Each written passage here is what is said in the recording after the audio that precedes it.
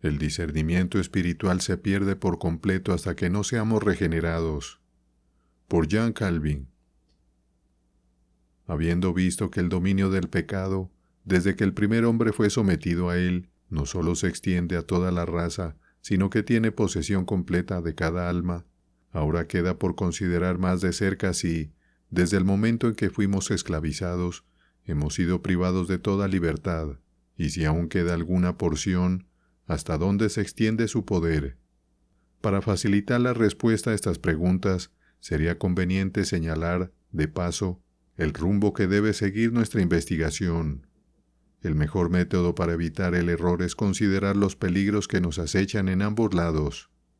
Primero, el hombre, carente de toda rectitud, inmediatamente toma la ocasión de este hecho para entregarse a la pereza, y al no tener en sí mismo la capacidad para el estudio de la justicia, trata todo el tema como si no tuviera nada que ver con él. Segundo, por otro lado, el hombre no puede atribuirse a sí mismo nada, por mínimo que sea, sin robarle a Dios su honor, y al confiar temerariamente en sí mismo, se expone a caer. Para evitar ambos peligros, nuestro curso adecuado será, primero, mostrar que el hombre no tiene ningún bien remanente en sí mismo y está rodeado por todos lados por la más miserable desolación, y luego enseñarle a aspirar a la bondad de la que carece y a la libertad de la que ha sido privado, dándole así un estímulo más fuerte para esforzarse de lo que tendría si imaginara que posee la más alta virtud. Cuán necesario es este último punto, todos lo ven. En cuanto al primero, algunos parecen tener más dudas de las que deberían, pues, admitiendo como indiscutible que no se le debe negar al hombre nada que sea verdaderamente suyo, también debe admitirse que se le debe privar de todo lo que se asemeje a una jactancia falsa. Si el hombre no tenía derecho a gloriarse a sí mismo, cuando, por la bondad de su Creador, fue distinguido con los ornamentos más nobles, ¿cuánto más debería humillarse ahora, cuando su ingratitud lo ha arrojado desde la más alta gloria a la extrema ignominia? En el momento en que fue elevado a la cumbre más alta del honor, todo lo que la Escritura le atribuye es que fue creado a imagen de Dios, lo que indica que las bendiciones en las que consistía su felicidad no eran suyas, sino derivadas de la comunicación divina. ¿Qué queda entonces ahora que el hombre ha sido despojado de toda su gloria, sino reconocer al Dios cuya bondad no supo agradecer, cuando fue colmado con las riquezas de su gracia? Al no haberlo glorificado con el reconocimiento de sus bendiciones, ahora, al menos, debería glorificarlo con la confesión de su pobreza. En verdad, no es menos útil para nosotros renunciar a todo elogio de nuestra sabiduría y virtud que aspirar a la gloria de Dios. Aquellos que nos atribuyen más de lo que poseemos solo añaden sacrilegio a nuestra ruina, pues, cuando se nos enseña a luchar con nuestra propia fuerza, ¿qué más se hace sino levantarnos y luego dejarnos apoyarnos en una caña que inmediatamente se quiebra? De hecho, nuestra fuerza está exagerada cuando se la compara con una caña. Todo lo que los hombres insensatos inventan y charlan sobre este tema es mero humo. Por tanto, no es sin razón que Agustín repita tan a menudo la conocida frase de que el libre albedrío es más destruido que establecido por sus defensores. Era necesario anticipar esto por el bien de algunos que, cuando oyen que la virtud humana es completamente destruida para que el poder de Dios en el hombre sea exaltado, conciben un desagrado total por todo el tema, como si fuera peligroso, por no decir superfluo, cuando es evidentemente tanto lo más necesario como lo más útil. Habiendo observado recientemente que las facultades del alma están asentadas en la mente y el corazón, consideremos ahora hasta dónde se extiende el poder de cada una.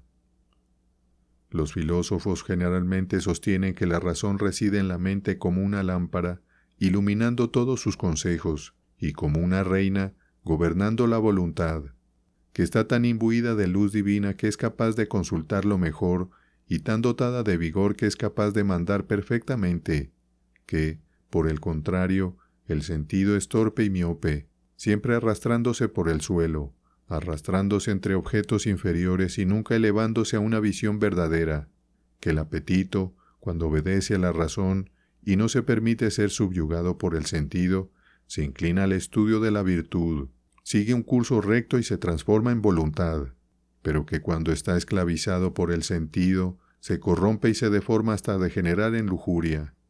En resumen, dado que, según su opinión, las facultades que he mencionado anteriormente, a saber, intelecto, sentido y apetito, o voluntad, este último siendo el término de uso común, están asentadas en el alma, sostienen que el intelecto está dotado de razón, la mejor guía para una vida virtuosa y feliz, siempre que aproveche debidamente su excelencia y ejerza el poder con el que está naturalmente dotado, que, al mismo tiempo, el movimiento inferior, que se denomina sentido, y por el cual la mente es llevada al error y la ilusión, es de tal naturaleza que puede ser domesticado y gradualmente subyugado por el poder de la razón.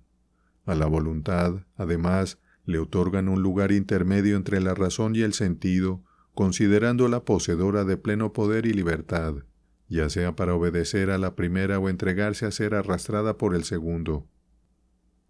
A veces, de hecho, convencidos por su propia experiencia, no niegan lo difícil que es para el hombre establecer la supremacía de la razón en sí mismo, en tanto en un momento es atraído por los encantos del placer, en otro, engañado por una falsa apariencia de bien, y en otro, impulsado por pasiones desenfrenadas y arrastrado, usando la expresión de Platón, como por cuerdas o tendones. Por esta razón, Cicerón dice que las chispas que emanan de la naturaleza son inmediatamente extinguidas por falsas opiniones y costumbres. Confiesan que cuando enfermedades de esta descripción se apoderan de la mente, su curso es demasiado impetuoso para ser fácilmente controlado, y no dudan en compararlas con caballos fogosos que, habiendo arrojado el auriga, corren desenfrenados. Al mismo tiempo, establecen como indiscutible que la virtud y el vicio están en nuestro poder, pues, dicen ellos, si está en nuestra elección hacer esto o aquello, también debe estar en nuestra elección no hacerlo. Además, si está en nuestra elección no actuar, también debe estar en nuestra elección el actuar. Pero tanto al hacer como abstenernos, parecemos actuar por libre elección, y, por lo tanto, si hacemos el bien cuando lo deseamos, también podemos abstenernos de hacerlo. Si cometemos maldad, también podemos evitar cometerla, según la ética de Aristóteles. Es más, algunos han llegado al extremo de jactarse, como Séneca, de que es un don de los dioses que vivamos, pero es nuestro propio mérito vivir bien y puramente. De ahí que Cicerón diga, en la persona de Cota, que así como cada uno adquiere la virtud por sí mismo, ningún hombre sabio agradecido jamás a los dioses por ella. Somos alabados, dice él, por la virtud y nos gloriamos en la virtud, pero esto no podría ser si la virtud fuera un don de Dios y no de nosotros mismos. Un poco después añade, la opinión de toda la humanidad es que la fortuna debe buscarse de Dios, pero la sabiduría de nosotros mismos. Así, en resumen, todos los filósofos sostienen que la razón humana es suficiente para el gobierno correcto, que la voluntad, que es inferior a ella, puede, en efecto, ser solicitada al mal por el sentido, pero teniendo libre elección, no hay nada que le impida seguir a la razón como su guía en todas las cosas. Entre los escritores eclesiásticos, aunque ninguno dejó de reconocer que la razón sana en el hombre fue dañada por el pecado, y la voluntad grandemente enredada por deseos viciosos, muchos de ellos se acercan demasiado a los filósofos. Algunos de los escritores más antiguos me parecen haber exaltado las fuerzas humanas por temor a que un reconocimiento distinto de su impotencia los expusiera a las burlas de los filósofos con quienes discutían, y también proporcionará a la carne, ya demasiado desinclinada al bien, un nuevo pretexto para la pereza.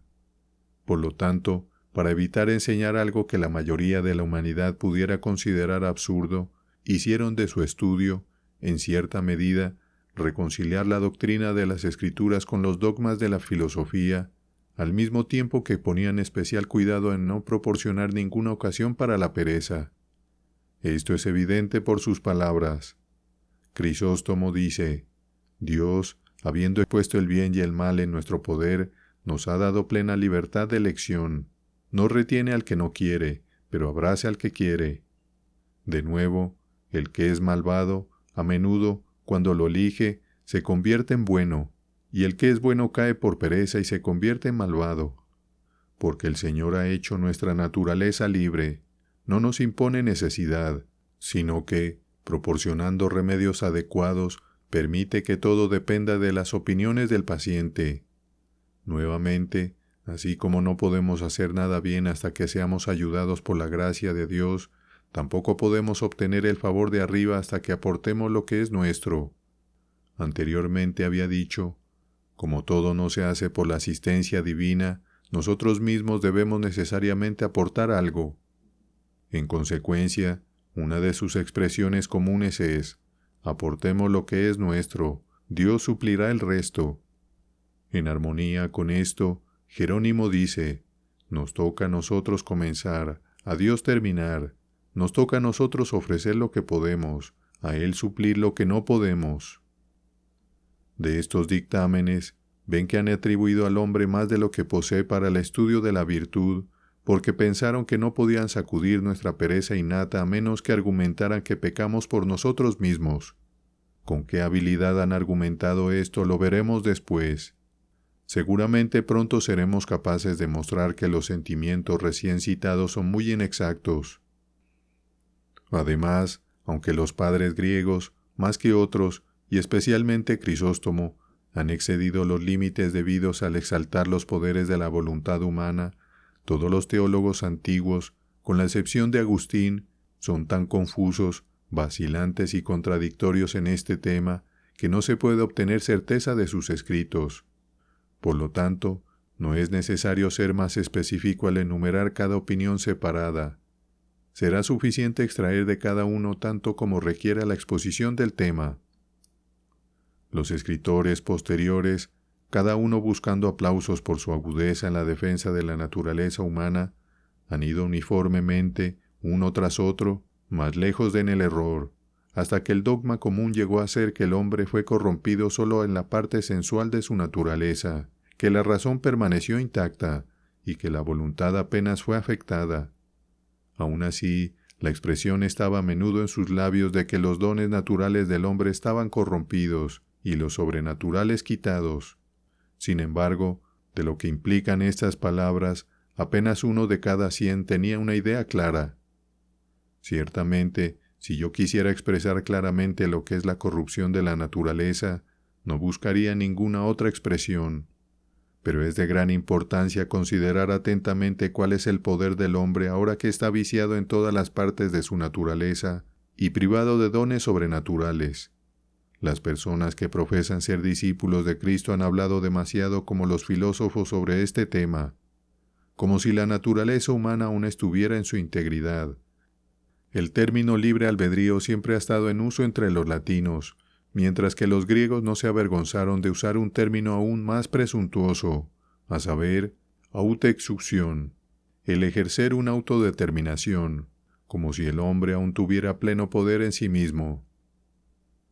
Pero dado que el principio sostenido por todos, incluso por los vulgares, es que el hombre está dotado de libre albedrío, mientras que algunos, que deseen ser considerados más hábiles, no saben hasta dónde llega su poder, será necesario, primero, considerar el significado del término y después determinar mediante un simple recurso a la escritura cuál es el poder natural del hombre para el bien o el mal. Aunque la idea del libre albedrío aparece constantemente en todos los escritores, pocos la han definido. Orígenes, sin embargo, parece haber expresado la opinión común cuando dijo que es un poder de la razón para discernir entre el bien y el mal, y de la voluntad para elegir el uno o el otro. Tampoco difiere Agustín de él cuando dice que es un poder de la razón y la voluntad para elegir el bien con la asistencia de la gracia, y para elegir el mal cuando la gracia se retira. Bernardo, tratando de ser más agudo, habla más oscuramente cuando lo describe como el sentimiento, en cuanto a la libertad indestructible de la voluntad y el juicio alienable de la razón. La definición de Anselmo no es muy comprensible para las mentes comunes. Él lo llama un poder de preservar la rectitud por sí misma. Pedro Lombardo y los escolásticos prefirieron la definición de Agustín, tanto porque era más clara como porque no excluía la gracia divina, sin la cual vieron que la voluntad no era suficiente por sí misma. Sin embargo, añaden algo propio, porque lo consideraban o mejor o necesario para una explicación más clara. Primero, concuerdan en que el término voluntad se refiere a la razón, cuya función es distinguir entre el bien y el mal, y que el epíteto libre pertenece propiamente a la voluntad, que puede inclinarse hacia uno u otro lado. Por lo tanto, dado que la libertad pertenece propiamente a la voluntad, Tomás de Aquino dice que la definición más congruente es llamar al libre albedrío un poder electivo, que combina la inteligencia y el apetito, pero que se inclina más hacia el apetito.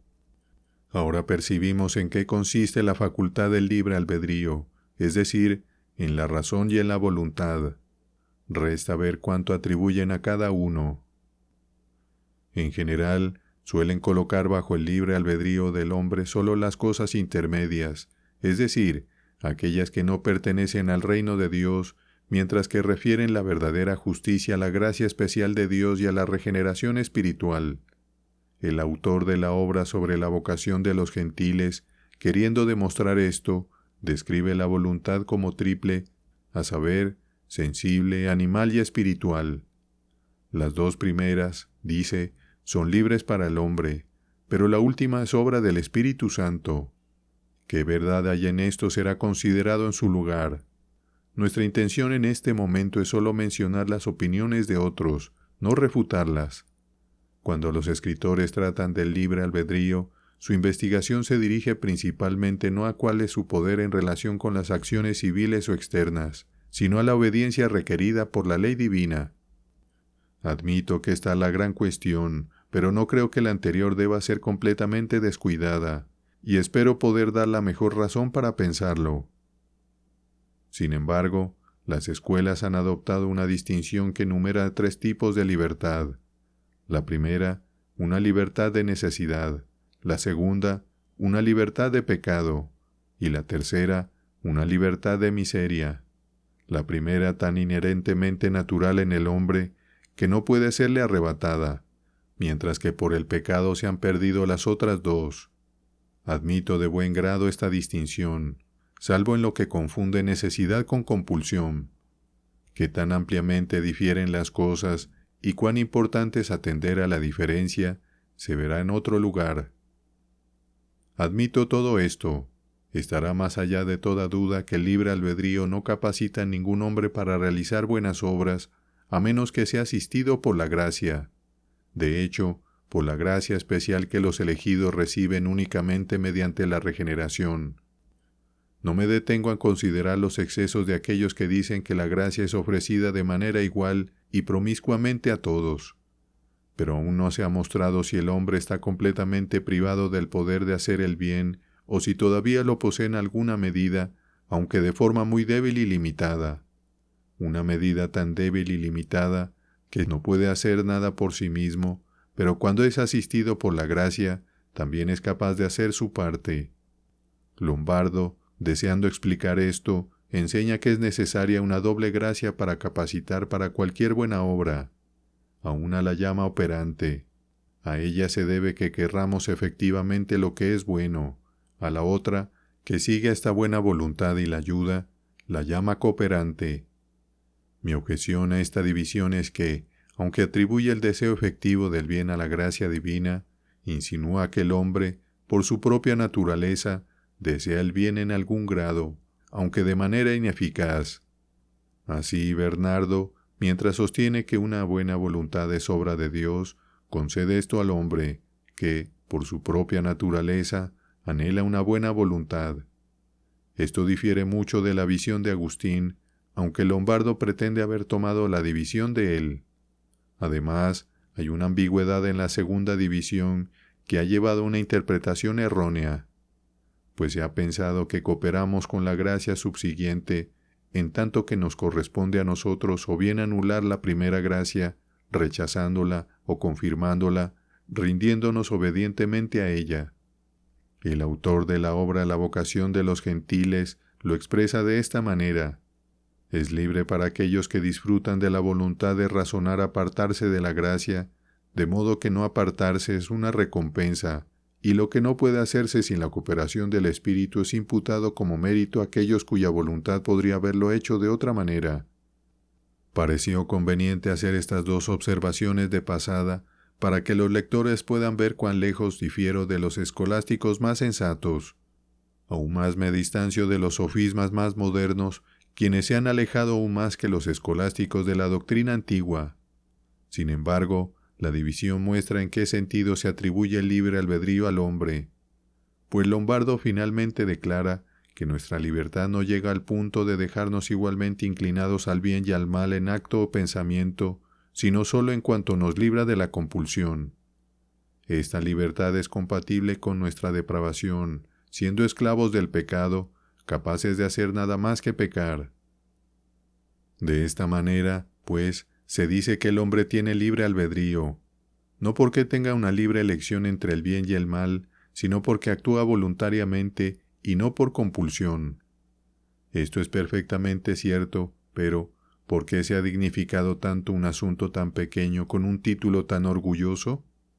Una admirable libertad, que el hombre no es forzado a ser esclavo del pecado, pero lo es, no obstante, esclavo voluntario. Su voluntad está atada por los grilletes del pecado. Abomino las simples disputas verbales por las cuales la Iglesia es acosada inútilmente, pero creo que debemos evitar religiosamente los términos que implican alguna absurda idea, especialmente en temas donde el error tiene consecuencias perniciosas. Que pocos son aquellos que, cuando escuchan que se atribuye libre albedrío al hombre, imaginan inmediatamente que él es el dueño de su mente y voluntad, en tal sentido que puede, por sí mismo, inclinarse ya sea a hacer el bien o a hacer el mal. Se podría decir que tales peligros se eliminan cuidadosamente al explicar el significado a las personas, pero tal es la propensión de la mente humana a descarriarse, que más rápidamente extraerá el error de una pequeña palabra que la verdad de un largo discurso. De esto, el mismo término en cuestión ofrece una prueba demasiado fuerte, pues habiéndose perdido de vista la explicación dada por los antiguos escritores cristianos, casi todos los que han venido después de ellos, al atender solo la etimología del término, se han dejado llevar por una confianza fatal. En cuanto a los padres, si su autoridad tiene peso para nosotros, tienen el término constantemente en sus labios, pero, al mismo tiempo, declaran qué extensión de significado le atribuyen. En particular, Agustín no duda en llamar esclava la voluntad. En otro pasaje, se ofende con aquellos que niegan el libre albedrío, pero su principal razón para esto se explica cuando dice, solo para que nadie presuma negar la libertad del albedrío por un deseo de excusar el pecado. Es cierto que en otro lugar admite que, sin el Espíritu, la voluntad del hombre no es libre, en la medida en que está sujeta a las concupiscencias que la encadenan y la dominan. Y de nuevo, que la naturaleza comenzó a carecer de libertad en el momento en que la voluntad fue vencida por la rebelión en la que cayó. De nuevo, que el hombre, al hacer mal uso del libre albedrío, se perdió a sí mismo y a su voluntad. De nuevo, que el libre albedrío, habiendo sido hecho cautivo, no puede hacer nada en el camino de la justicia. De nuevo, que ninguna voluntad es libre si no ha sido hecha libre por la gracia divina. De nuevo, que la justicia de Dios no se cumple cuando la ley ordena y el hombre actúa, por así decirlo, por su propia fuerza, sino cuando el Espíritu asiste, y la voluntad, no el libre albedrío del hombre, sino la voluntad liberada por Dios, obedece. Resume brevemente el fundamento de todas estas observaciones cuando dice que el hombre, en su creación, recibió un gran grado de libre albedrío, pero lo perdió al pecar. En otro lugar, después de mostrar que el libre albedrío es establecido por la gracia, ataca fuertemente a aquellos que se arrogan algo a sí mismos sin la gracia. Sus palabras son, por mucho que los miserables hombres presuman enorgullecerse del libre albedrío antes de ser liberados, o de su fuerza después de haber sido liberados, no consideran que, en la misma expresión, libre albedrío, se implica la libertad. Porque el Señor es Espíritu, y donde está el Espíritu del Señor, allí hay libertad. 2 Corintios 3, versículo 17. Si, por tanto, ¿Son siervos del pecado porque se jactan del libre albedrío? El que ha sido vencido es siervo de aquel que lo venció. Pero si los hombres han sido liberados, ¿por qué se jactan de ello como si fuera obra suya? Son tan libres que no desean ser siervos de aquel que ha dicho, porque separados de mí nada podéis hacer. Juan 15, versículo 5. En otro pasaje, incluso parece ridiculizar la palabra cuando dice que la voluntad es en verdad libre, pero no liberada, libre de justicia, pero esclava del pecado. La misma idea la repite y explica en otro lugar cuando dice que el hombre no es libre de la justicia, salvo por elección de su voluntad, y no es liberado del pecado sino por la gracia del Salvador, declarando que la libertad del hombre no es otra cosa que la emancipación o manumisión de la justicia. Parece burlarse de la vacuidad del hombre. Si alguien entonces elige hacer uso de este término sin adjuntarle ningún significado incorrecto, no será molestado por mí por ello, pero como no puede retenerse sin un peligro grande, creo que la abolición del mismo sería de gran ventaja para la Iglesia. No estoy dispuesto a usarlo yo mismo, y otros, si toman mi consejo, harían bien en abstenerse de él. Quizá parezca que he perjudicado mucho mi propio punto de vista al confesar que todos los escritores eclesiásticos, con la excepción de Agustín, han hablado tan ambiguamente o de manera inconsistente sobre este tema que no se puede alcanzar certeza alguna de sus escritos. Algunos interpretarán esto como si quisiera privarles de su derecho de sufragio, porque están en contra de mí. Sin embargo, en verdad, no he tenido otro fin en mente que consultar, simplemente y de buena fe, en beneficio de las mentes piadosas, las cuales, si confían en esos escritores para formarse una opinión, siempre fluctuarán en la incertidumbre. En un momento enseñan que el hombre, habiendo sido privado del poder del libre albedrío, debe huir solo a la gracia. En otro, lo equipan o parecen equiparlo con una armadura propia. No es difícil, sin embargo, mostrar que, a pesar de la manera ambigua en que se expresan esos escritores, tienen en poca o ninguna estima la virtud humana y atribuyen todo el mérito de lo bueno al Espíritu Santo. Para hacer esto más manifiesto, puedo citar algunos pasajes de ellos. ¿Qué entonces quiere decir Cipriano en el pasaje tan a menudo elogiado por Agustín? No nos gloriemos en nada, porque nada es nuestro, sino es que el hombre, estando completamente desprovisto, considerado en sí mismo, debe depender enteramente de Dios. ¿Qué quiere decir Agustín y Aquerio cuando explican que Cristo es el árbol de la vida y que el que extiende su mano hacia él vivirá, que la elección de la voluntad es el árbol del conocimiento del bien y del mal, y que quien, abandonando la gracia de Dios, lo prueba, morirá?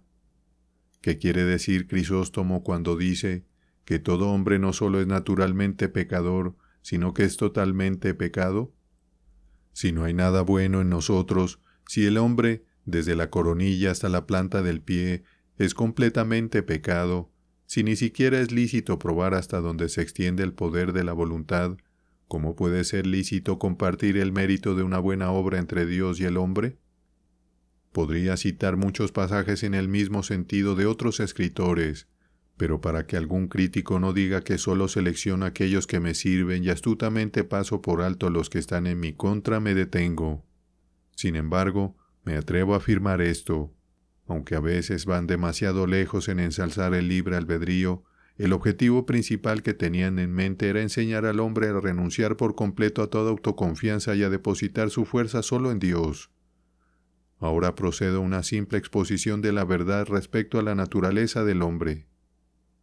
Quien más profundamente se humilla y se alarma, al ser consciente de su deshonra, desnudez, carencia y miseria, ha avanzado más en el conocimiento de sí mismo.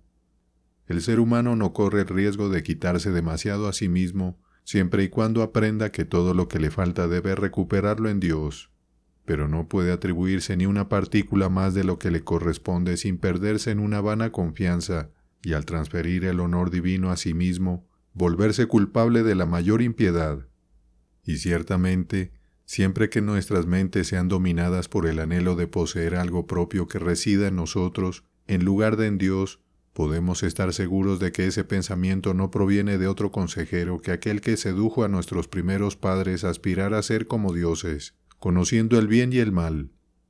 Es dulce, en verdad, tener tanta virtud propia como para poder descansar en nosotros mismos, pero dejemos que los muchos pasajes solemnes por los cuales nuestro orgullo es severamente humillado nos disuadan de confiar en esa vana confianza.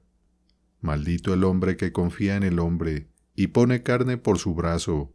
Jeremías 17, versículo 5. No se deleita en la fuerza del caballo, ni se complace en la agilidad del hombre.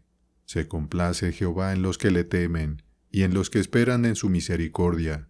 Salmo 147, versículos 10 al 11. Él da esfuerzo al cansado, y multiplica las fuerzas al que no tiene ningunas. Los muchachos se fatigan y se cansan, los jóvenes flaquean y caen, pero los que esperan a Jehová tendrán nuevas fuerzas. Isaías 40, versículos 29 al 31. El propósito de todos estos pasajes es que no debemos tener ninguna opinión acerca de nuestra propia fuerza, si queremos disfrutar del favor de Dios, quien resiste a los soberbios y da gracia a los humildes. Santiago 4, versículo 6. Recordemos entonces promesas como estas: porque yo derramaré agua sobre el secadal, y río sobre la tierra árida. Isaías 44, versículo 3. A todos los sedientos, venid a las aguas. Isaías 55, versículo 1. Estos pasajes declaran que nadie es admitido a disfrutar de las bendiciones de Dios, salvo aquellos que se consumen bajo la sensación de su propia pobreza. Tampoco deben omitirse pasajes como el siguiente: nunca más te servirá el sol para luz del día, ni el resplandor de la luna te alumbrará, sino que Jehová te será por luz perpetua, y el Dios tuyo por tu gloria. Isaías 60, versículo 19. El Señor ciertamente no priva a sus siervos de la luz del sol o de la luna, pero, como Él desea parecer glorioso en ellos, los disuade de confiar incluso en aquellos objetos que consideran más excelentes. Siempre me han deleitado muchísimo las palabras de Crisóstomo. El fundamento de nuestra filosofía es la humildad, y aún más las de Agustín. Así como el orador, cuando le preguntan cuál es el primer precepto en la elocuencia, responde: la pronunciación. ¿Cuál es el segundo? La pronunciación. ¿Cuál es el tercero? La pronunciación. De la misma manera, si me preguntan acerca de los preceptos de la religión cristiana, yo respondería: primero, segundo y tercero, la humildad. Por humildad no se refiere a cuando un hombre, consciente de alguna virtud, se abstiene del orgullo, sino cuando siente verdaderamente que no tiene otro refugio que en la humildad. Esto es claro en otro pasaje: que nadie se adule a sí mismo, por sí mismo es un diablo, su felicidad la debe enteramente a Dios. ¿Qué tienes de tuyo sino el pecado? Toma tu pecado, que es lo tuyo, porque la justicia es de Dios. Y nuevamente, ¿por qué presumen tanto sobre la capacidad de la naturaleza? Está herida, lisiada, atormentada, perdida. Lo que se necesita es una verdadera confesión, no una falsa defensa. Cuando alguien sabe que no es nada en sí mismo y que no tiene ayuda en sí mismo, las armas que tiene dentro de sí se rompen y la guerra termina. Todas las armas de la impiedad deben ser quebradas, rotas y quemadas en el fuego. Deben quedar desarmados, sin ninguna ayuda en ustedes mismos. Cuanto más débiles sean, más los sostendrá el Señor. Así, al exponer el Salmo 70, nos prohíbe recordar nuestra propia justicia para que podamos reconocer la justicia de Dios, y muestra que Dios nos otorga su gracia para que sepamos que no somos nada, que permanecemos solo por la misericordia de Dios, viendo que en nosotros mismos somos completamente malvados. No debemos contender con Dios por nuestro derecho, como si algo que se le atribuyera a Él se perdiera para nuestra salvación. Así como nuestra insignificancia es su exaltación, la confesión de nuestra insignificancia tiene su remedio provisto en su misericordia. No pido, sin embargo, que el hombre se rinda voluntariamente sin estar convencido, o que, si tiene algún poder, cierre los ojos ante ellos, para que así sea subyugado a la verdadera humildad, sino que, despojándose de la enfermedad del amor propio y la ambición, bajo cuya influencia cegadora piensa de sí mismo más altamente de lo que debería, pueda verse a sí mismo tal como es, mirando en el fiel espejo de las Escrituras. Me agrada la conocida frase que ha sido tomada de los escritos de Agustín, de que los dones naturales del hombre fueron corrompidos por el pecado y sus dones sobrenaturales retirados, refiriéndose a los dones sobrenaturales como la luz de la fe y la justicia, que habrían sido suficientes para alcanzar la vida celestial y la felicidad eterna. El hombre, cuando retiró su lealtad a Dios, fue privado de los dones espirituales por los cuales había sido elevado a la esperanza de la salvación eterna. De esto se sigue que ahora es un exiliado del reino de Dios, de modo que todas las cosas que pertenecen a la vida bendita del alma están extinguidas en él, hasta que las recupere por la gracia de la regeneración. Entre estos se encuentran la fe, el amor a Dios, la caridad hacia el prójimo, el estudio de la justicia y la santidad. Todas estas, cuando no son restauradas por Cristo, deben considerarse como adventicias y por encima de la naturaleza. Si es así, inferimos que previamente fueron abolidas. Por otro lado, la integridad de la mente y la rectitud del corazón fueron, al mismo tiempo, retiradas, y esto es lo que constituye la corrupción de los dones naturales. Porque aunque aún queda algún residuo de inteligencia y juicio, así como de voluntad, no podemos llamar sana y completa una mente que es débil y está inmersa en la oscuridad. En cuanto a la voluntad, su depravación es demasiado bien conocida. Por lo tanto, dado que la razón por la cual el hombre discierne el bien y el mal, y por la cual entiende y juzga, es un don natural, no pudo ser destruida por completo. Pero, al estar parcialmente debilitada y corrompida, solo queda una ruina informe. En este sentido se dice en Juan 1, versículo 5, que la luz en las tinieblas resplandece, y las tinieblas no prevalecieron contra ella.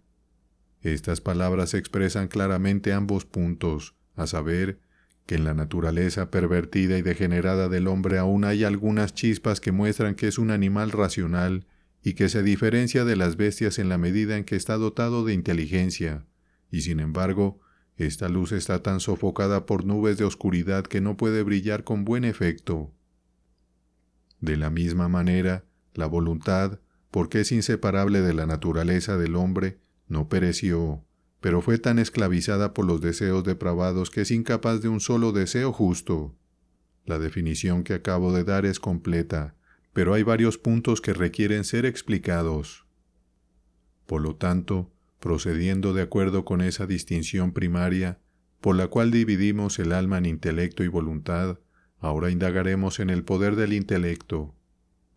Acusar al intelecto de ceguera perpetua, de modo que no le quede ninguna clase de inteligencia, es repugnante no solo a la palabra de Dios, sino también a la experiencia común. Vemos que ha sido implantado en la mente humana un cierto deseo de investigar la verdad, al que nunca aspiraría si no existiera previamente algún gusto por la verdad. Hay, por lo tanto, en la mente humana, discernimiento hasta este punto, que es naturalmente influenciada por el amor a la verdad, cuya negligencia en los animales inferiores es prueba de su naturaleza grosera e irracional. Aún así, es cierto que este amor por la verdad falla antes de alcanzar la meta, cayendo de inmediato en la vanidad.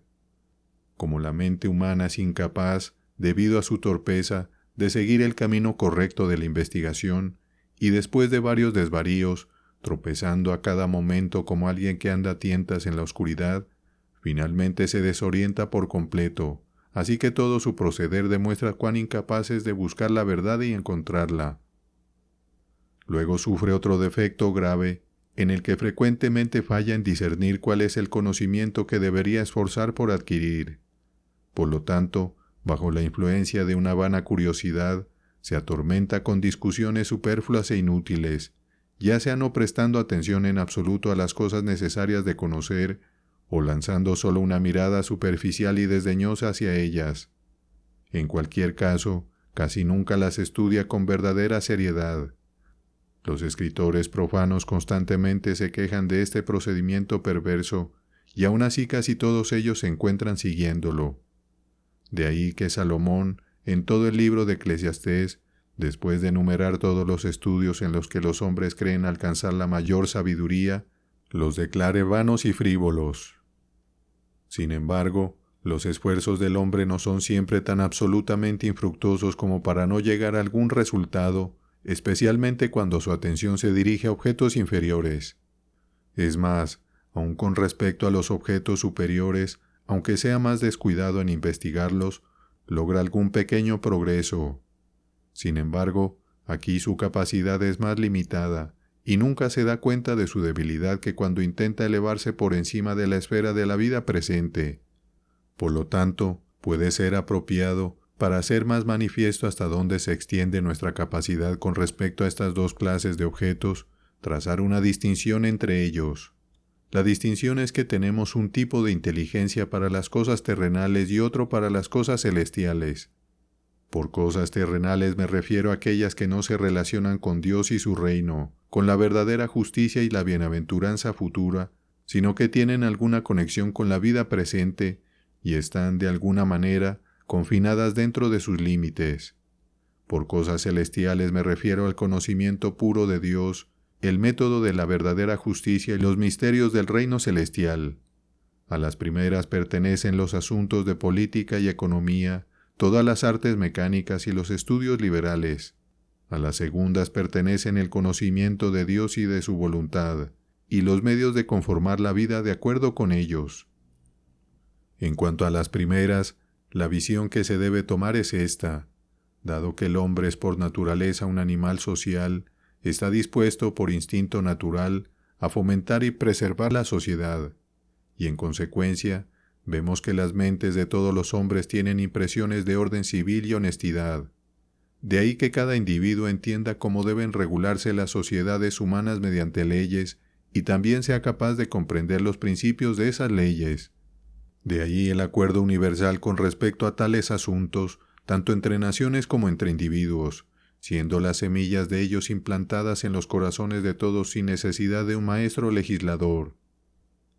La verdad de este hecho no se ve afectada por las guerras y disensiones que surgen inmediatamente, mientras algunos, como ladrones y bandidos, quieran invertir las reglas de la justicia, aflojar los lazos de la ley y dar rienda suelta a sus deseos, y mientras otros, un vicio de ocurrencia más frecuente, consideren injusto lo que en otro lugar se considera justo, y por el contrario, estimen loable lo que en otro lugar está prohibido. Pues tales personas no odian las leyes por no saber que son buenas y sagradas, sino que, inflamadas por la pasión desenfrenada, discuten con lo que es claramente razonable, y odian licenciosamente lo que su mente y entendimiento aprueban. Las disputas de este último tipo no destruyen la idea primaria de justicia, pues mientras los hombres discuten entre sí sobre decretos particulares, sus ideas de equidad coinciden en sustancia. Esto, sin duda, prueba la debilidad de la mente humana que, aun cuando parece en el camino correcto, se detiene y duda. Sin embargo, es cierto que algún principio de orden civil está impreso en todos, y esto es prueba suficiente de que, en cuanto a la constitución de la vida presente, nadie carece de la luz de la razón. Luego vienen las artes manuales y liberales, en cuyo aprendizaje, como todos tienen algún grado de aptitud, se manifiesta toda la fuerza de la agudeza humana. Pero aunque no todos son igualmente capaces de aprender todas las artes, tenemos suficiente evidencia de una capacidad común en el hecho de que apenas hay un individuo que no muestre inteligencia en algún arte particular. Y esta capacidad se extiende no solo al aprendizaje del arte, sino también a la invención de algo nuevo, o a la mejora de lo que ya se había aprendido. Esto llevó a Platón a adoptar la idea errónea de que tal conocimiento no era más que un recuerdo. Tan poderosamente nos obliga a reconocer que su principio está naturalmente implantado en la mente humana. Pero mientras estas pruebas atestiguan abiertamente el hecho de una razón e inteligencia universales implantadas por naturaleza, esta universalidad es un tipo que debería llevar a cada individuo a reconocerla como un don especial de Dios.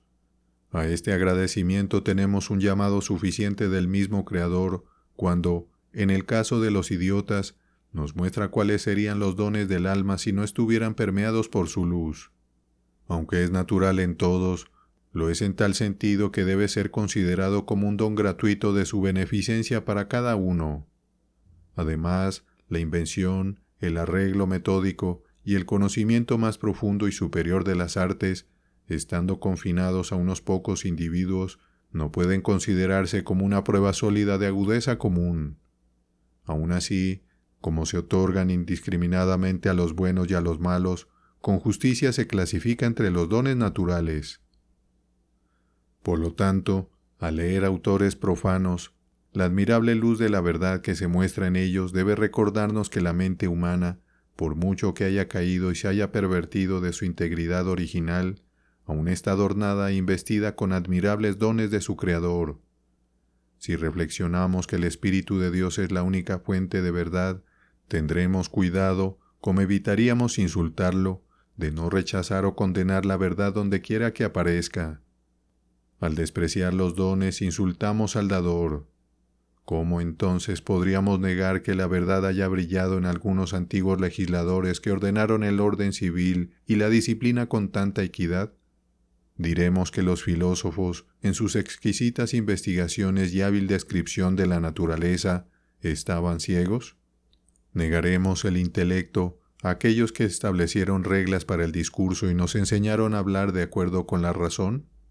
Diremos que aquellos que, cultivando el arte de la medicina, gastaron su industria en nuestro favor, ¿solo estaban delirando?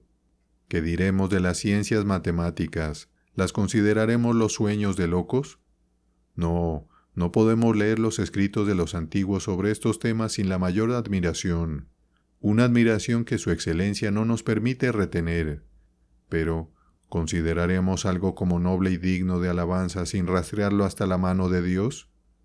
Lejos de nosotros sea tal ingratitud, una ingratitud que ni siquiera se puede achacar a los poetas paganos, quienes reconocieron que la filosofía, las leyes y todas las artes útiles eran invenciones de los dioses. Por lo tanto, dado que es manifiesto que los hombres a quienes las Escrituras llaman carnales, son tan agudos y clarividentes en la investigación de cosas inferiores, su ejemplo debe enseñarnos cuántos dones ha dejado el Señor en posesión de la naturaleza humana, a pesar de haber sido despojada del verdadero bien.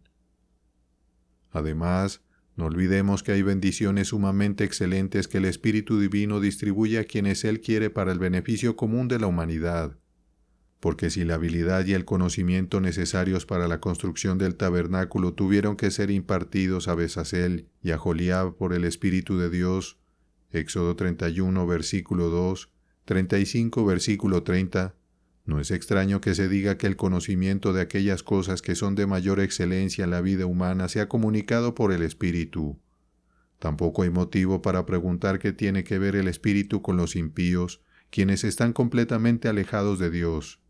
Porque lo que dice acerca de que el Espíritu mora solo en los creyentes, debe entenderse del Espíritu de santidad, por el cual somos consagrados a Dios como templos.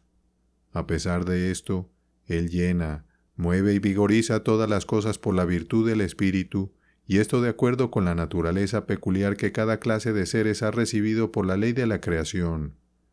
Pero si al Señor le ha placido ayudarnos mediante el trabajo y el ministerio de los impíos en física, dialéctica, matemáticas y otras ciencias similares, aprovechemos esto para que, al descuidar los dones de Dios ofrecidos espontáneamente a nosotros, no seamos justamente castigados por nuestra pereza. No obstante, para que nadie imagine que un hombre es muy feliz solo porque, con respecto a los elementos de este mundo, ha sido dotado de grandes talentos para la investigación de la verdad, debemos añadir que todo el poder del intelecto así otorgado es, a los ojos de Dios, fugaz y vano siempre que no esté basado en un fundamento sólido de verdad. Agustín, a quien como hemos observado, el maestro de las sentencias, y los escolásticos se ven obligados a suscribir, dice correctamente que, así como los dones gratuitos otorgados al hombre fueron retirados, también los dones naturales que permanecieron fueron corrompidos después de la caída. No que ellos puedan ser corrompidos en sí mismos en cuanto proceden de Dios, sino que han dejado de ser puros para el hombre corrompido, no sea que por su medio obtengan alguna alabanza. El resumen de todo es este.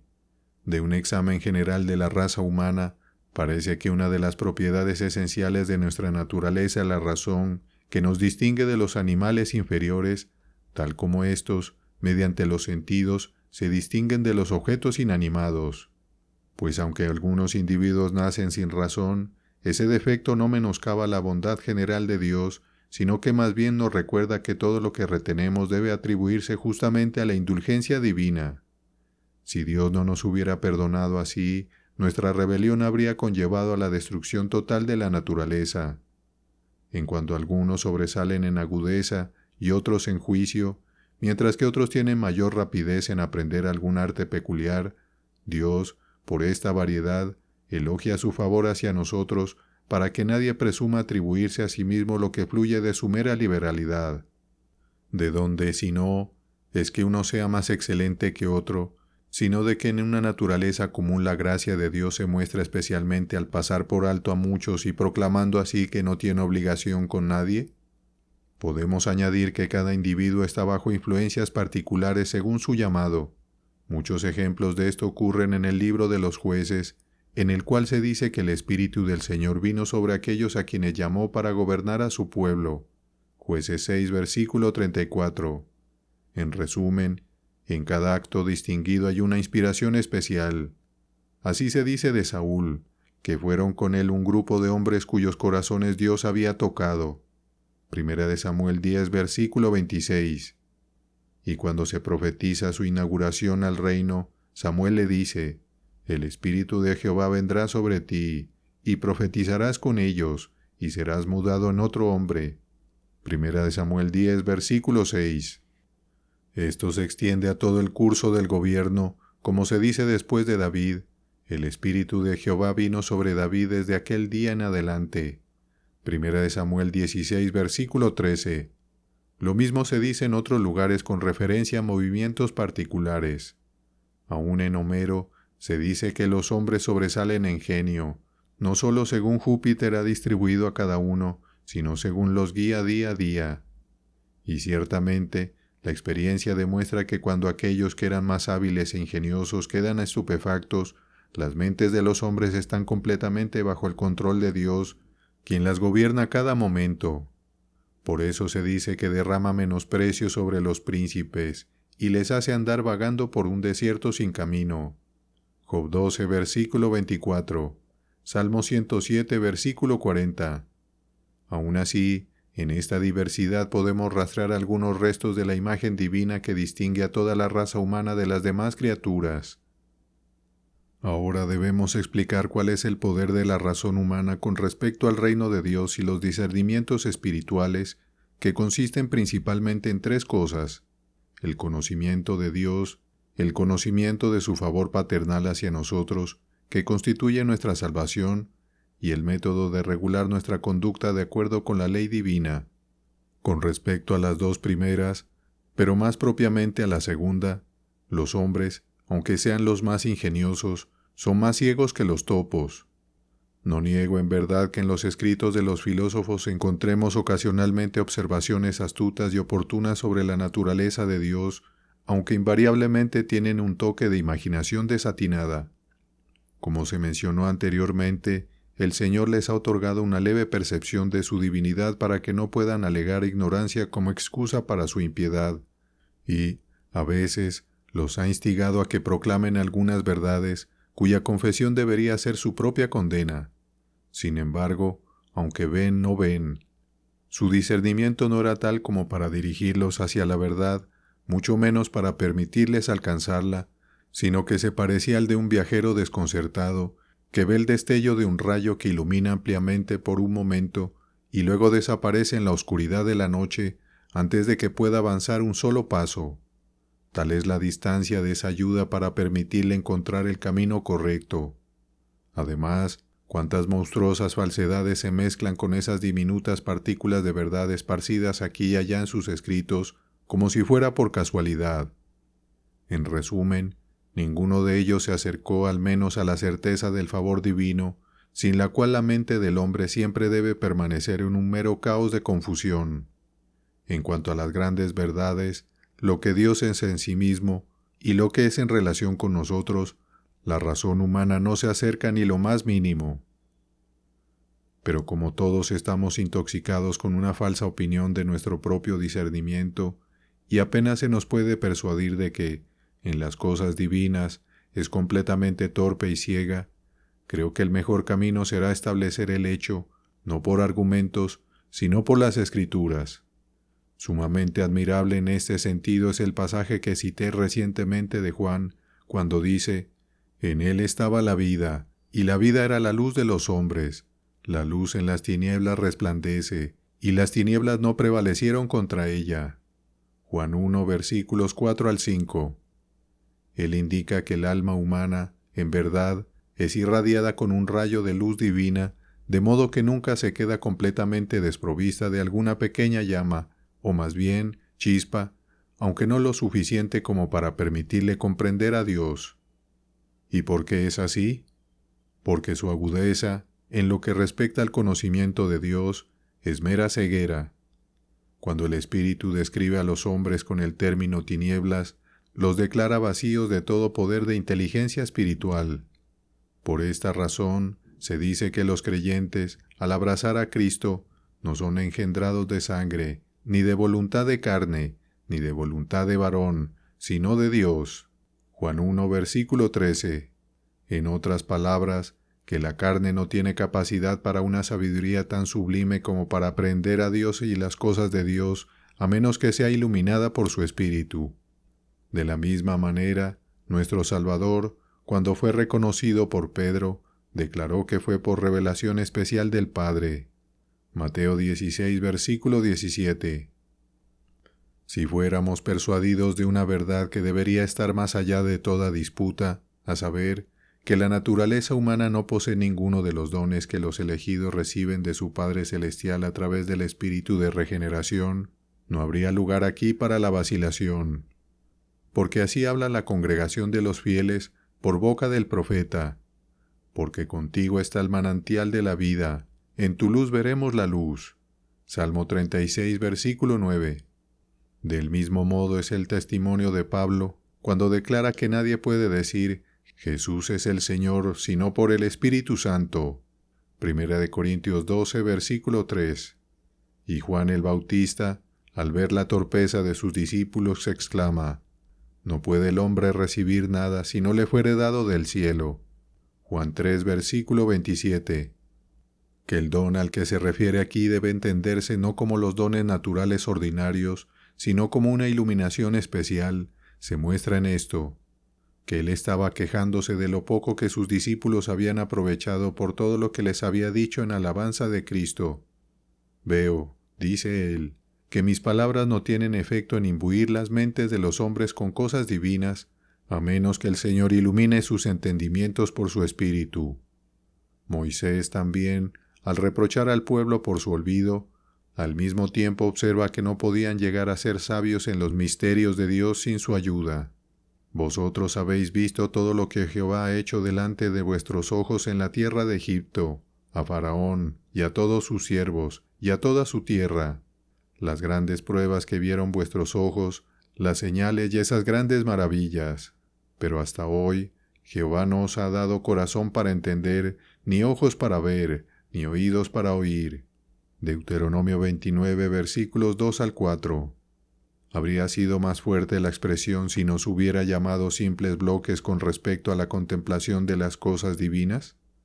De ahí que el Señor, por boca del profeta, promete a los israelitas como un favor singular: «Les daré corazón para que me conozcan». Jeremías 24, versículo 7. Indicando que en las cosas espirituales la mente humana es sabia solo en la medida en que Él la ilumina. Esto también fue claramente confirmado por nuestro Salvador cuando dijo: «Ninguno puede venir a mí si el Padre que me envió no le trajere». Juan 6, versículo 44. Es más, ¿no es Él mismo la imagen viva de su Padre, en la cual se nos manifiesta todo el resplandor de su gloria? Por lo tanto, no podría mostrarse mejor hasta donde se extiende nuestra facultad de conocer a Dios que cuando se declara que, aunque su imagen se exhibe tan claramente, no tenemos ojos para percibirla. ¿Qué? ¿Acaso no descendió Cristo al mundo para manifestar a los hombres la voluntad de su Padre y no cumplió fielmente con su oficio? Es cierto, lo hizo, pero no se logra nada con su predicación, a menos que el Maestro interior, el Espíritu, abra el camino en nuestras mentes. Solo aquellos, por tanto, vienen a Él, quienes han oído y aprendido del Padre. ¿Y cuál es el método de este oír y aprender? Es cuando el Espíritu, con una energía maravillosa y especial, forma el oído para oír y la mente para entender. Para que esto no parezca algo nuevo, nuestro Salvador se refiere a la profecía de Isaías, que contiene una promesa de la renovación de la Iglesia. Por un breve momento te dejé, pero te recogeré con grandes misericordias. Isaías 54, versículo 7. Si el Señor aquí predice alguna bendición especial para sus escogidos, es evidente que la enseñanza a la que se refiere no es aquella que tienen en común con los impíos y profanos. Así parece que ninguno puede entrar en el reino de Dios, salvo aquellos cuyas mentes han sido renovadas por la iluminación del Espíritu Santo. Sobre este tema, la exposición más clara la da Pablo, quien, al tratarlo expresamente, después de condenar toda la sabiduría del mundo como necedad y vanidad, y declarando así la total indigencia del hombre, concluye: pero el hombre natural no percibe las cosas que son del Espíritu de Dios, porque para él son locura, y no las puede entender, porque se han de discernir espiritualmente. 1 Corintios 2, versículo 14. ¿A quién se refiere con el hombre natural? Al hombre que confía en la luz de la naturaleza. Tal hombre no tiene entendimiento en los misterios espirituales de Dios. ¿Por qué? ¿Es porque por pereza los descuida? No, aunque se esfuerce, no sirve de nada. Se disciernen espiritualmente. ¿Y qué significa esto? Que, estando completamente ocultos al discernimiento humano, se dan a conocer solo por la revelación del Espíritu, de modo que se considera necedad donde quiera que el Espíritu no dé luz. El apóstol había declarado anteriormente: cosas que ojo no vio, ni oído oyó, ni han subido en corazón de hombre, son las que Dios ha preparado para los que le aman. 1 Corintios 2, versículo 9. Es más, la sabiduría del mundo es una especie de velo que impide a la mente contemplar a Dios. 1 Corintios 2, versículo 9. ¿Qué más queremos? El apóstol declara que Dios ha hecho desvanecer la sabiduría de este mundo. 1 Corintios 1, versículo 20. Y le atribuiremos una agudeza capaz de penetrar hasta Dios y los misterios ocultos de su reino. Lejos de nosotros tal presunción. Lo que aquí el apóstol niega al hombre, en otro lugar lo atribuye solo a Dios, cuando ora para que el Dios de nuestro Señor Jesucristo, el Padre de gloria, os dé espíritu de sabiduría y de revelación. Efesios 1, versículo 17. Ahora escuchan que toda sabiduría y revelación es don de Dios. ¿Qué sigue? Alumbrando los ojos de vuestro entendimiento. Seguramente, si necesitan un nuevo alumbramiento, es porque en sí mismos están ciegos. Las siguientes palabras son: para que sepáis cuál es la esperanza que Él os ha llamado. Efesios 1, versículo 18. En otras palabras, las mentes de los hombres no tienen la capacidad suficiente para conocer su llamado.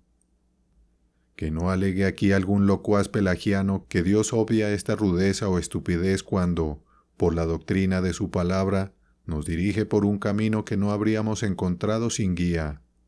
David tenía la ley, que comprendía en sí toda la sabiduría que se podía desear, y sin embargo, no contento con esto, ora: abre mis ojos, y miraré las maravillas de tu ley. Salmo 119, versículo 18. Con esta expresión, ciertamente da a entender que es como el amanecer en la tierra cuando la palabra de Dios resplandece, pero que los hombres no derivan mucho beneficio de ella hasta que Él mismo, quien por esta razón es llamado el Padre de las luces, Santiago 1, versículo 17, o bien da ojos o los abre, porque todo lo que no está iluminado por su Espíritu es completamente tinieblas. Los apóstoles habían sido debida y ampliamente instruidos por el mejor de los maestros. Aun así, Como les faltaba el espíritu de verdad para contemplar su educación en la misma doctrina que ya habían escuchado, se les ordenó esperarle. Juan 14, versículo 26. Si confesamos que lo que pedimos a Dios nos falta, y Él, por la misma cosa prometida, indica nuestra necesidad, nadie puede dudar de que es capaz de entender los misterios de Dios solo en la medida en que está iluminado por su gracia. Aquel que se atribuye a sí mismo más entendimiento que éste, es más ciego por no reconocer su ceguera. Queda por considerar la tercera rama del conocimiento de las cosas espirituales, a saber, el método de regular adecuadamente la conducta.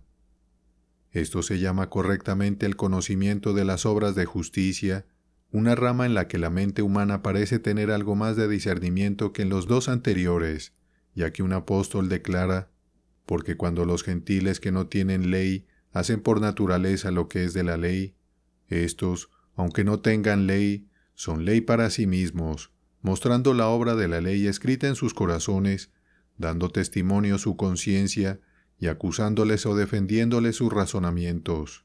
Romanos 2, versículos 14 al 15. Si los gentiles tienen la justicia de la ley grabada naturalmente en sus mentes, ciertamente no podemos decir que estén completamente ciegos en cuanto a la regla de vida.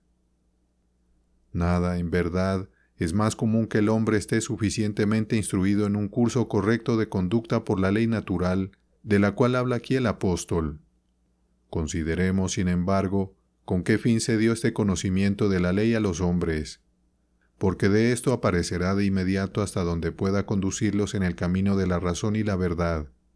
Esto es incluso claro por las palabras de Pablo, si prestamos atención a su disposición. Había dicho poco antes que aquellos que han pecado bajo la ley serán juzgados por la ley, y aquellos que han pecado sin la ley perecerán sin la ley.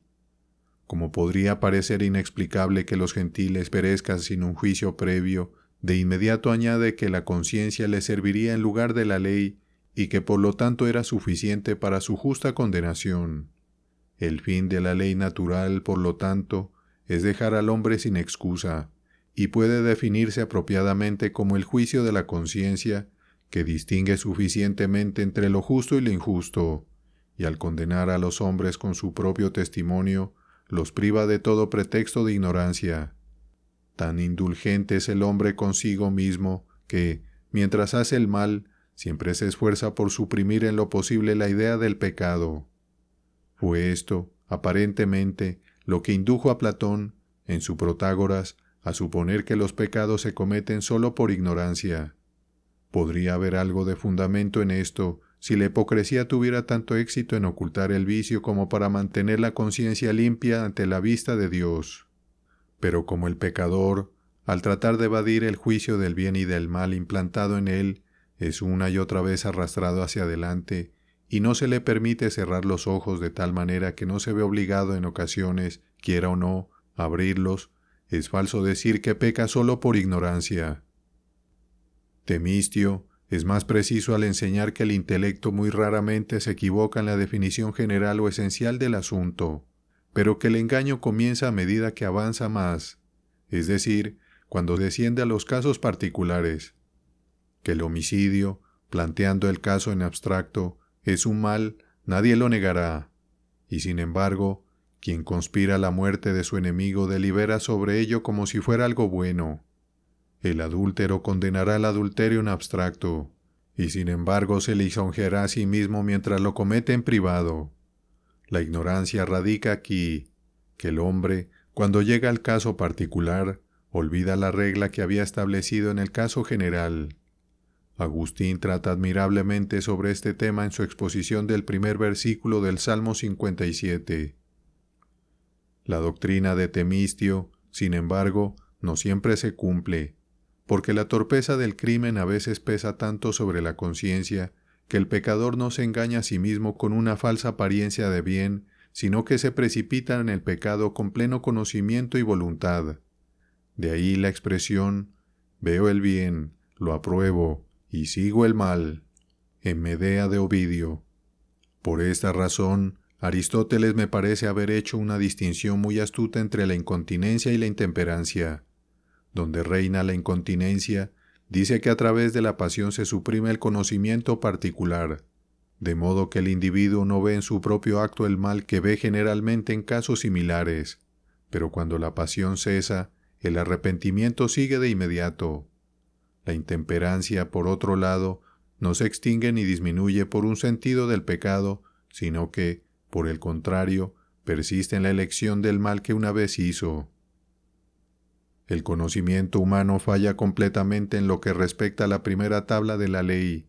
En lo que respecta a la segunda, falla en una situación crítica. Cuando escuchan acerca de un juicio universal en el hombre que distingue entre el bien y el mal, no deben suponer que este juicio es, en todos los aspectos, sano y completo. Porque si los corazones de los hombres están imbuidos de un sentido de justicia e injusticia, para que no tengan pretexto para alegar ignorancia, de ninguna manera es necesario para este propósito que disciernan la verdad en casos particulares. Es más que suficiente si entienden lo suficiente como para no poder evadir el juicio sin ser condenados por su propia conciencia y comenzar incluso ahora a temblar ante el tribunal de Dios. De hecho, si probáramos nuestra razón por la ley divina, que es un estandarte perfecto de justicia, encontraríamos cuán ciega es en muchos aspectos. Ciertamente no alcanza los principales puntos de la primera tabla, tales como la confianza en Dios, la atribución a Él de toda la alabanza en virtud y justicia, la invocación de su nombre y la verdadera observancia de su día de reposo. ¿Alguna vez algún alma, bajo la guía del sentido natural, imaginó que estos y otros similares constituyen el culto legítimo a Dios? Cuando los hombres profanos desean adorar a Dios, por muy frecuentemente que se aparten de sus vanas trivialidades, constantemente recaen en ellas. Admiten, de hecho, que los sacrificios no agradan a Dios, a menos que vayan acompañados de sinceridad de mente, y con esto testifican que tienen alguna concepción del culto espiritual, aunque inmediatamente lo pervierten con falsas invenciones, porque es imposible persuadirles de que todo lo que la ley ordena sobre el tema es verdadero. Voy a exaltar, entonces, el discernimiento de una mente que no puede adquirir sabiduría por sí misma ni escuchar consejo. En cuanto a los preceptos de la segunda tabla, hay considerablemente más conocimiento de ellos, en tanto que están más estrechamente relacionados con la preservación de la sociedad civil. Aún aquí, sin embargo, hay algo defectuoso. Todo hombre de entendimiento considera como lo más absurdo someterse a un dominio injusto y tiránico, siempre y cuando se pueda arrojar de algún modo, y no hay más que una opinión entre los hombres, que es parte de una mente abyecta y servil soportarlo pacientemente, y parte de una mente honorable y de gran espíritu levantarse contra ello. De hecho, la venganza de las ofensas no es considerada por los filósofos como un vicio, pero el Señor, condenando este espíritu tan altivo, prescribe a su pueblo esa paciencia que la humanidad considera infame.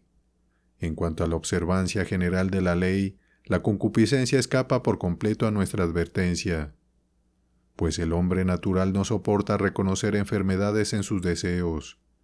La luz de la naturaleza se ahoga antes de dar el primer paso en este profundo abismo, porque, cuando los filósofos clasifican los movimientos inmoderados de la mente entre los vicios, se refieren a aquellos que estallan y se manifiestan en formas más groseras.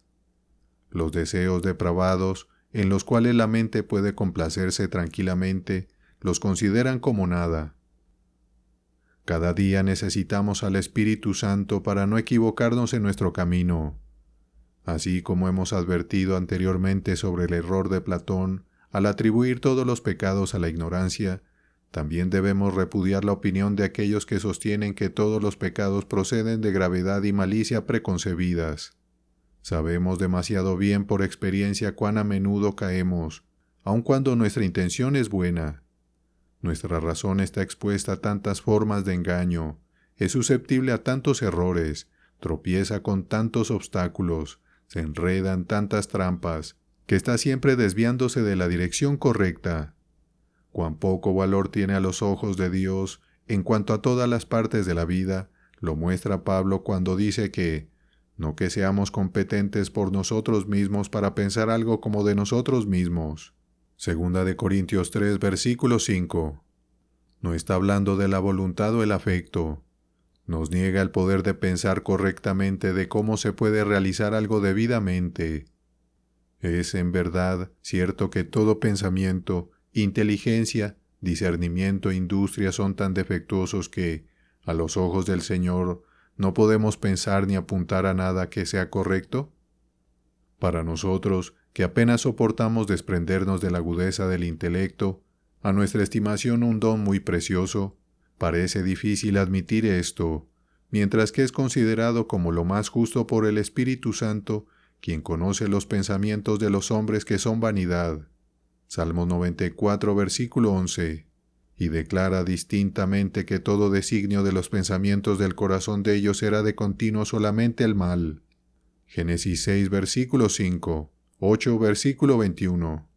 Si todo lo que nuestra mente concibe, medita, planea y resuelve es siempre malo, ¿cómo puede alguna vez pensar en hacer lo que es agradable a Dios, a quien solo la justicia y la santidad le son aceptables? Así pues, es evidente que nuestra mente, en cualquier dirección que se vuelva, está miserablemente expuesta a la vanidad. David era consciente de su debilidad cuando oró: «Dame entendimiento y guardaré tu ley». Salmo 119, versículo 34. Al desear obtener un nuevo entendimiento, insinúa que el suyo propio no era en absoluto suficiente. Esto no lo hace una sola vez, sino que en un salmo repite la misma oración casi 10 veces. La repetición insinúa cuán fuerte era la necesidad que lo impulsaba a orar. Lo que él así pidió solo para sí mismo, Pablo lo ora para las iglesias en general. Por lo cual, dice, también nosotros, desde el día que lo oímos, no cesamos de orar por vosotros y de pedir que seáis llenos del conocimiento de su voluntad en toda sabiduría e inteligencia espiritual, para que andéis como es digno del Señor. Colosenses 1, versículos 9 y 10. Siempre que Él presenta esto como una bendición de Dios, debemos recordar que al mismo tiempo testifica que no está en el poder del hombre. Por lo tanto, Agustín, al hablar de esta incapacidad de la razón humana para entender las cosas de Dios, dice que considera la gracia de la iluminación no menos necesaria para la mente que la luz del sol para el ojo. Y no contento con esto, modifica su expresión, añadiendo que abrimos nuestros ojos para contemplar la luz, mientras que el ojo mental permanece cerrado hasta que es abierto por el Señor. Y la Escritura no dice que nuestras mentes son iluminadas en un solo día, de modo que después vean por sí mismas. El pasaje que cité hace poco del apóstol Pablo se refiere a un progreso e incremento continuos.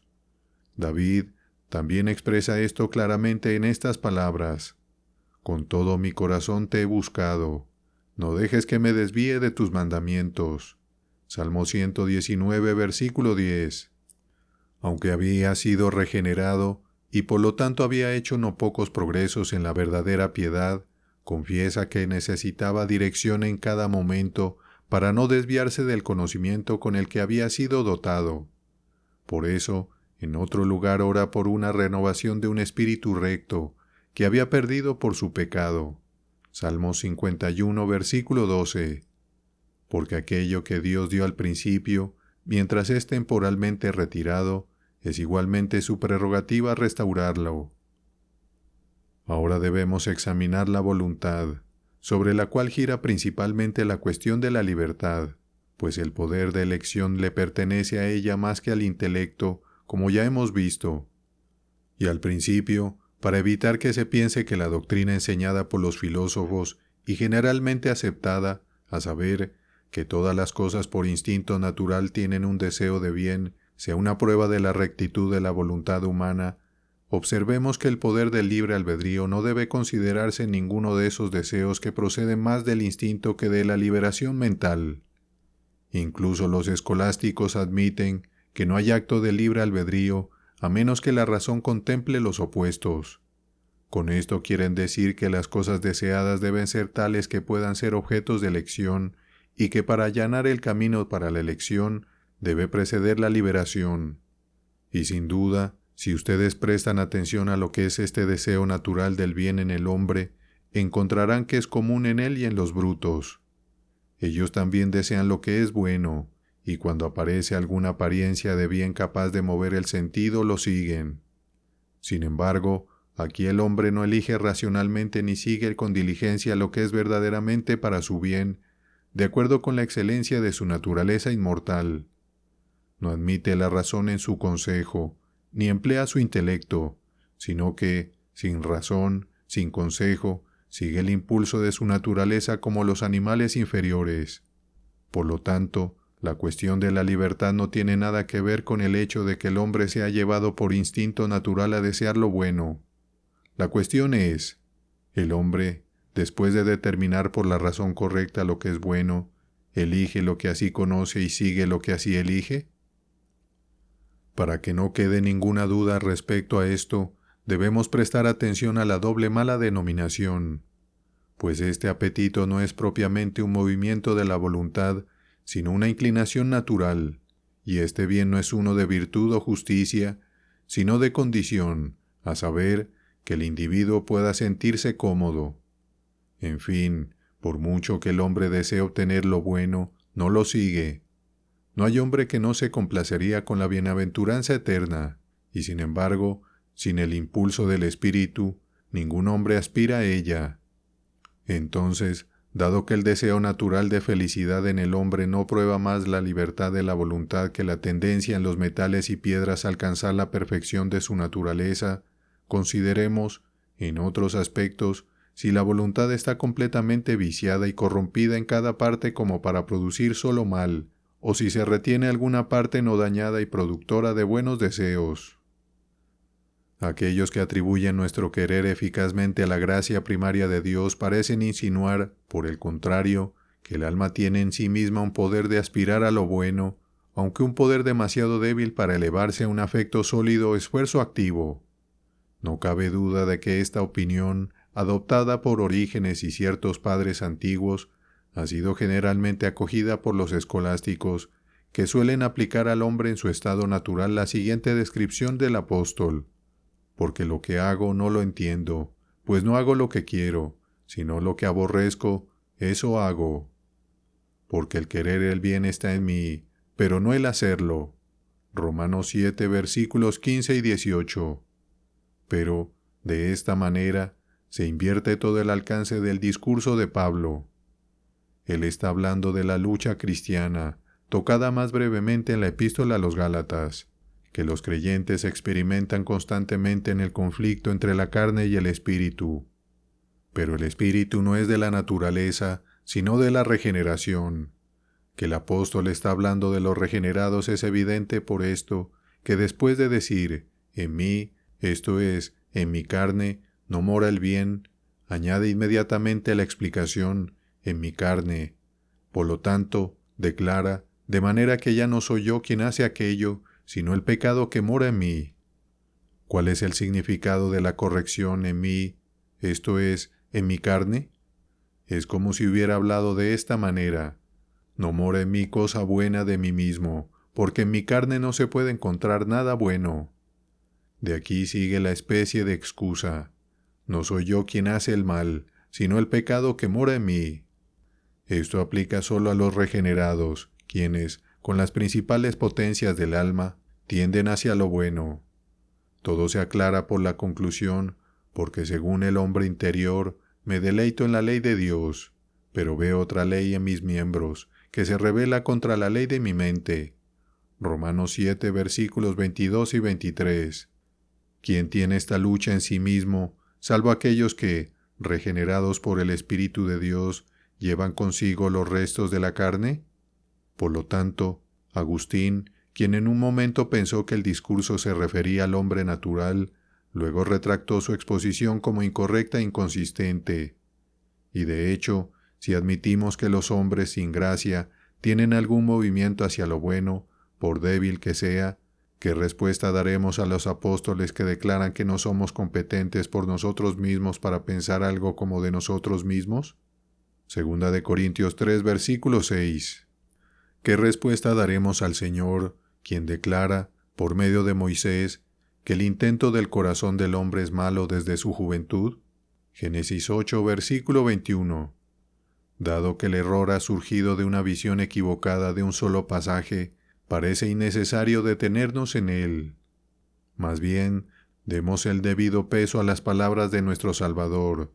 De cierto os digo, que todo aquel que hace pecado, esclavo es del pecado. Juan 8, versículo 34. Todos somos pecadores por naturaleza, por lo tanto, estamos bajo el yugo del pecado. Pero si todo el hombre está sujeto al dominio del pecado, seguramente la voluntad, que es su principal sede, debe estar atada con las cadenas más fuertes. Y de hecho, si la gracia divina fuera precedida por alguna voluntad nuestra, Pablo no podría haber dicho que Dios es el que en vosotros produce así el querer como el hacer. Filipenses 2, versículo 13. Dejemos entonces a un lado todos los absurdos en los que muchos han caído con respecto a la preparación. Aunque los creyentes a veces piden que su corazón sea entrenado para obedecer la ley divina, como lo hace David en varios pasajes, se debe observar que incluso este anhelo en oraciones de Dios. Esto es evidente por el lenguaje utilizado. Cuando él ora, crea en mí, oh Dios, un corazón limpio, ciertamente no atribuye el comienzo de la creación a sí mismo. Por lo tanto, adoptemos más bien el sentimiento de Agustín. Dios te prevendrá en todas las cosas, pero prevén tú a veces su ira. Confiesa que tienes todas estas cosas de Dios, que todo el bien que tienes es de Él, todo el mal de ti mismo. De nosotros no tenemos nada más que pecado. El discernimiento espiritual se pierde por completo hasta que no seamos regenerados. Por John Calvin. Colgado en el madero.